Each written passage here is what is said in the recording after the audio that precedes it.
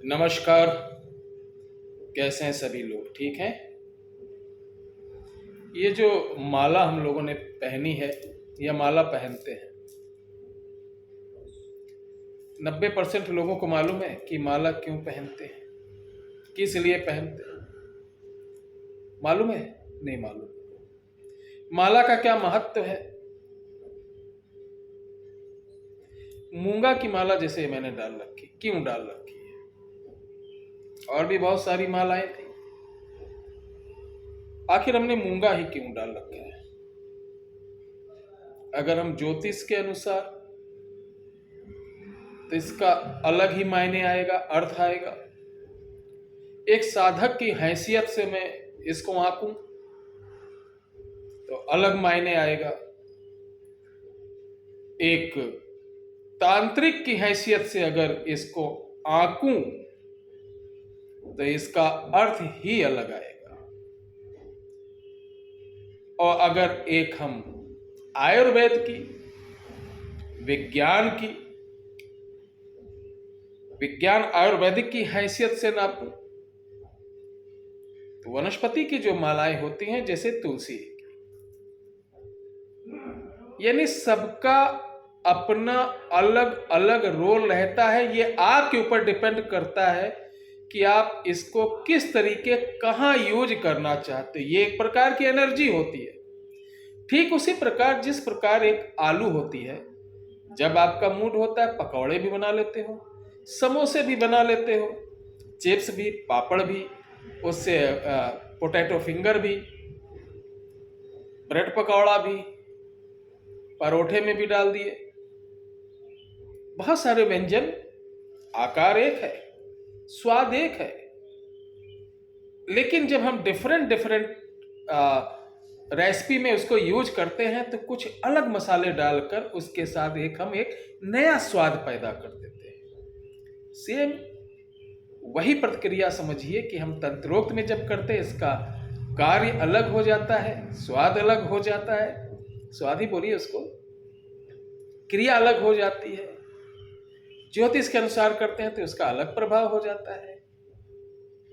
कहने का तात्पर्य है कि मालाओं को हम अलग अलग श्रेणी में अलग अलग उपयोग के लिए करते हैं और जाप में इनका अलग महत्व रहता है। लेकिन आज हम बात कर रहे हैं एक ऐसी माला के जिसे राजकुमार लोग पहनते थे, ऋषि कन्याएं पहनती थी, सागर के किनारे रहने वाले मछुआरे जो उनकी स्त्रियां पहनती थी। तब का जमाना कुछ और था, इतनी सारी पॉपुलेशन नहीं थी, हर चीज बहुत आसानी से, बहुत इजीली और ओरिजिनल मिल जाती थी। प्यारे दर्शकों, जैसा कि आपको मालूम है कि मोती सीप से निकलता है। सीप में एक जीव रहता है जिसे हम सीप का जीव भी बोलते हैं। सीप दो प्रकार की होती है, मेल फीमेल। मादा सीप से जो मोती निकलता है उसे मदिया माला कहते हैं, मदिया मोती की माला। ये एक सी नहीं रहती है, आकार प्रकार में गोल रहती हैं, कभी तिरछी, कभी, यानी 19-20 का फर्क आपको देखने को मिलेगा।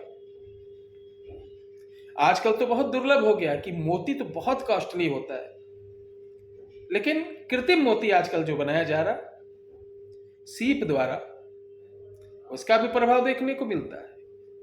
जहां ओरिजिनल मोती का आपको 100% उसकी ऊर्जा, उसका प्रभाव देखने को मिलता है, वहीं कृत्रिम मोती आपको 60 से 50% का प्रभाव देखने को मिलता ही मिलता है, और यह सस्ता भी होता है।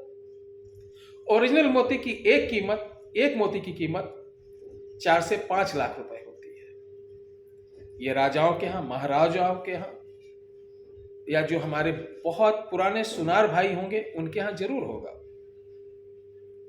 आजकल देखो, एक रिक्शा वाला भी पूछो तो पुखराज पहने हुए रहता है, कहता नीलम पहना। क्या नीलम, पुखराज, सुनहला, पन्ना इतना सस्ता हो गया? नहीं, वो सब डुप्लीकेट सिंथेटिक स्टोन है, मार्केट में आ रहे हैं, उनको पहन के वो दिल को तसल्ली दे देते हैं कि मैंने ये पहना। तो आज हम बात कर रहे हैं मदिया मोती की माला। ये माला अगर आप अपने किसी निकटतम विश्वसनीय दुकान से प्राप्त कर लेते हैं, बनवा लेते हैं, तो इसको कोई सिद्ध करने की आवश्यकता नहीं है। फिर भी चंद्र का, वरुण, क्योंकि वरुण जल में पाया जाता है, चंद्र इसके देवता है, तो दोनों के मंत्रों से इसका कम से कम 1100 बार जाप करके इसकी एक एक मोतियों को 108 की माला रहती है, एक्टिवेट कर लेना चाहिए। उसके बाद इस माला को मात्र पहनने से आप कहीं भी जाएंगे। जो लोग कहते हैं कि मेरा काम हो के रुक जाता है, जो लोग कहते हैं हमसे सभी लोग नफरत करते हैं, जो लोग कहते हैं हमारे शत्रु बहुत हैं, जो लोग कहते हैं कि लोग मेरे पीछे पड़े रहते हैं, जो लोग कहते हैं कि बार बार लगता है मुझे कुछ खिला पिला दिया जाता है, तंत्र कर दिया जाता है, तो बता दें, देखिए चंद्र ग्रहण में राहु का एक ऐसा वो है कि उसी समय जो शीपी थी उसके प्रभाव में वो भी आई थी।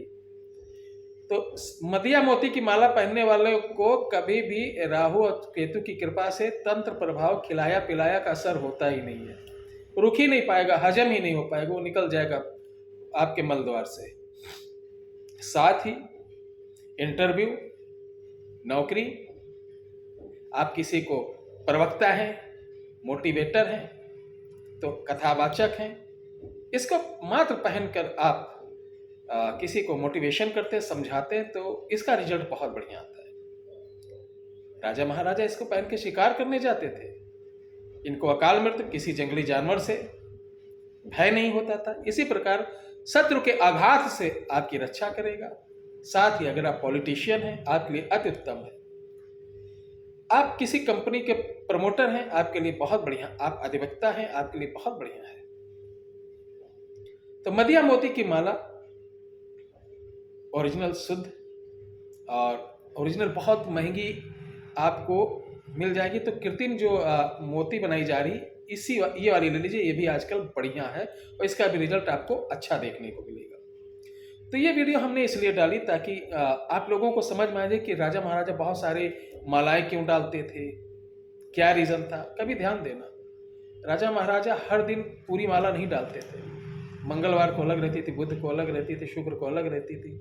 इस प्रकार उनका पूर्णिमा को 5 मालाओं का संग्रह वो अपने गले में धारण करते थे। इससे यश, कीर्ति, बल उनका यानी चारों ओर चाहो विकास होता था, यश बढ़ता था, खूब तरक्की करते थे।